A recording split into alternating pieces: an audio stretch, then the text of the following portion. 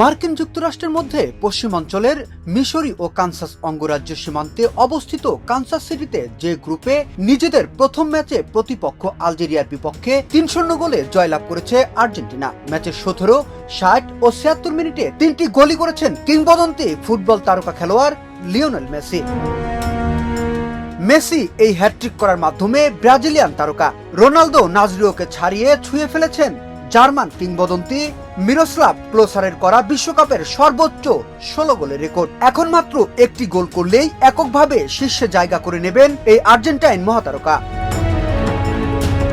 এদিকে এদিন সবুজ গালিচায় যখন জাদুকর মেসির পায়ে স্পর্শ করে, তখন চিরপ্রতিদ্বন্দ্বী শিবিরের কট্টর সমর্থকদেরও চোখ ফেরানো মুশকিল হয়ে পড়ে। ২০২৬ বিশ্বকাপের নিজেদের প্রথম ম্যাচে মাঠে নেমে সেই ম্যাজিকই দেখিয়েছেন আর্জেন্টিনা দল।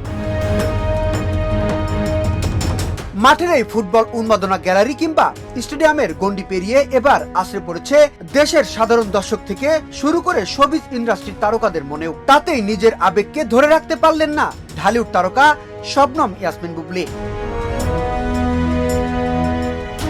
এই নায়িকা ব্যক্তি জীবনে আর্জেন্টিনার প্রতিদ্বন্দ্বী দল ব্রাজিলের কট্টর সমর্থক, কিন্তু প্রতিদ্বন্দ্বী দল হলেও মেসির জাদুকর পারফরমেন্সে মুগ্ধ হয়েছেন তিনি।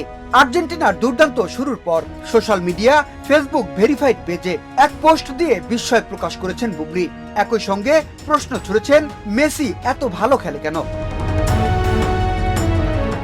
বুবলি লিখেছেন, এই মানুষটা এত ভালো খেলে কেন? লিওনেল মেসি সত্যিকারের জাদুকর, হ্যাটট্রিক। তিনি আরো লিখেছেন, দল যার যার কিন্তু মেসি সবার। আর ব্রাজিলের কট্টর সমর্থক হওয়ার পরও মেসির প্রতি তার এমন মুগ্ধতা দর্শক মহলে প্রশংসা কুড়াচ্ছে। বিনোদন ডেস্ক, শোবিজ 24।